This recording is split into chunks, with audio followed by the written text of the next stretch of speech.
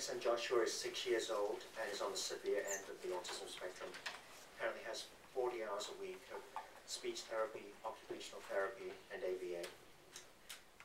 I'm president and CEO of Analyze Direct, which is a global medical imaging software company. Although my company is based in Overland Park, Kansas, I have several employees who live in Missouri who would be impacted by this legislation. I'm a member of the National Federation of Independent Business, the NFIB, and also a member of the Greater Kansas City Chamber of Commerce. You may hear the following business-related arguments from those opposed to this bill today. 1. This legislation will increase health insurance premiums substantially. 2. Rising premiums will cause more small companies to go out of business. 3.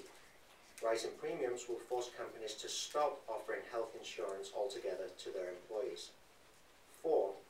Health insurance is the #1 concern of business today. And 5. 5,500 people in this state lose health insurance for every 1% increase in premiums.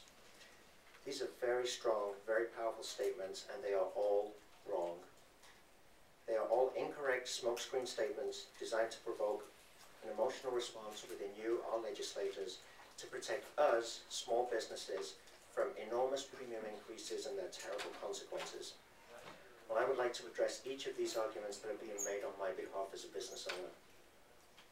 First, this legislation will dramatically increase insurance premiums by X%, and for X be any number, 2.5, 3, 5%, 7%, 18%. We've heard all of these figures up and down the country over the past year. Despite the high premium increases that opponents say are directly attributable to the bill, no actuarial studies have been produced by them to back up any of these numbers. The fact is, 15 states have now enacted legislation similar to this bill. And in these states, the increase in insurance premiums attributed to covering the diagnosis and treatment of autism has been absolutely negligible.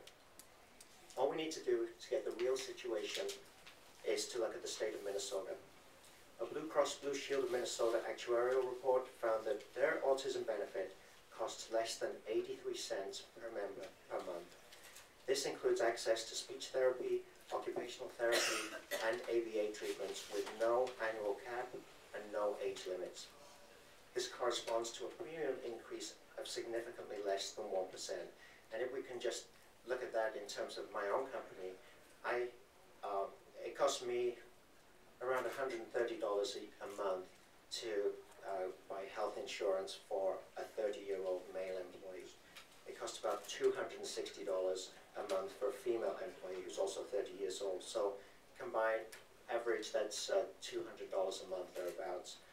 83 cents a month per employee corresponds to less than 0.5% of a premium increase. It's highly unlikely that this negligible increase would impact the business community at all.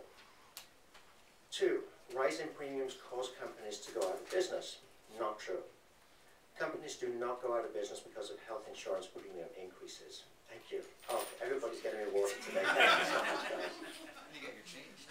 I know, also.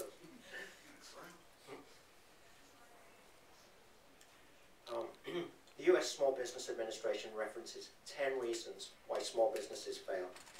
Lack of experience, poor location, overinvestment in fixed assets, personal use of business funds, competition, insufficient capital, poor inventory management, poor credit arrangements, unexpected growth, and low sales.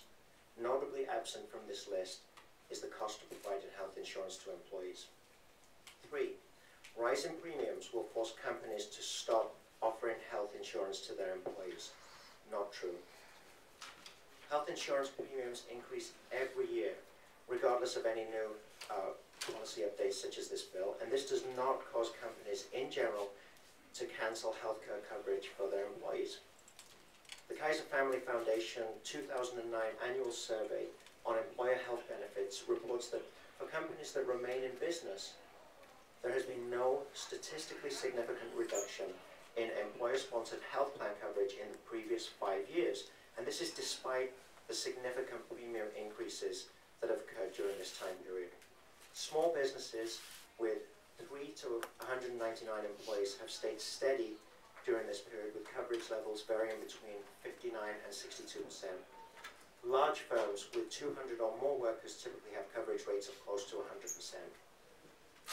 Health insurance is a very important tool that employers use to recruit and retain employees, plus it's the right thing to do. Unlike salaries, it's a compensation tool that is not going to go away. 4, health insurance is the #1 concern of businesses today. Not true. The NFIB quote this statistic every year, but not even they believe it.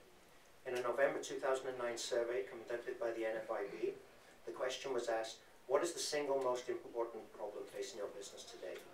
The top answers were poor sales, 32%, taxes, 24%, and government requirements and red tape, 11%.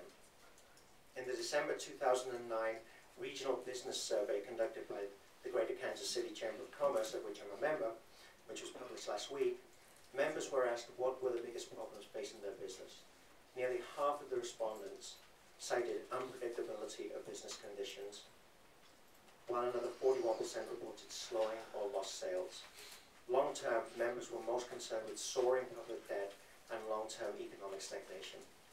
Notably absent from this list of top concerns was the cost of health insurance. There's no doubt that this is an important expense, but it is not the #1 concern of small business.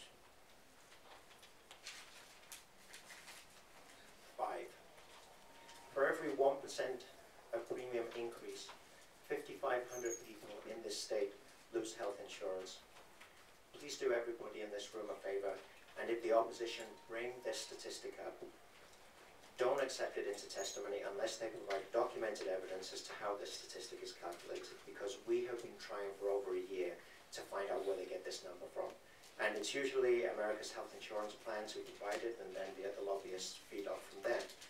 So I called the AHIP headquarters in Washington, D.C. and spoke to several researchers in their Center for Policy and Research to find out where the statistic comes from. They were unable to give the exact methodology for this statistic or any kind of reproduction, but they did mention that it was something along the lines of price sensitivity and take-up rates. And these are based on academic studies, theoretical studies that look at how employees who are eligible for healthcare coverage decline to accept the offer. In other words, for every 1% increase in premiums, it looks at the number of employees who will voluntarily opt out of the plan. And this is a very small number, 0.09 of 1%.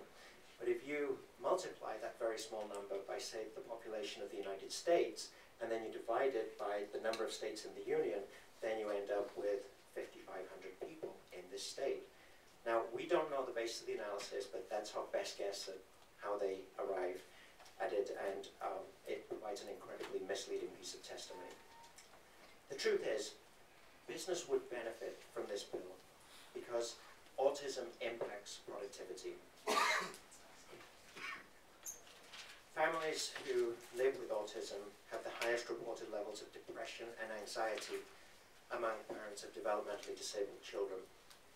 39% of parents of children with autism report quitting, passing on a job, or making major changes in a job related to issues tied with their child with autism. Enacting this bill will in fact benefit business owners in the form of more productive employees. The bottom line here is that lots of businesses in this region would actually like to see this law enacted. Every CEO who I talk to about this issue just cannot believe that autism is not covered by their insurance policy. And it's worrying because they know that the chances of the next child being born in their family to have autism is 1 in 110. And when that sad event happens, they will want the insurance companies to do the right thing and cover the medical costs associated with this devastating neurological condition. In conclusion, it's apparent that insurance companies are the only ones who don't want this bill because of the minimal impact it's going to have on their profits. Employees want this bill, business owners want this bill, insurance brokers want this bill because they don't want to have these kinds of exclusions in the policies that they're selling. Missouri needs this bill because we have a tsunami of kids who, left untreated, will each cost the state millions of dollars in adult disability services, which will cause you to raise taxes in the future, which will adversely impact employees in this region. That's why the people of Missouri need this bill now. Deeply appreciate the opportunity to testify today, and I respectfully request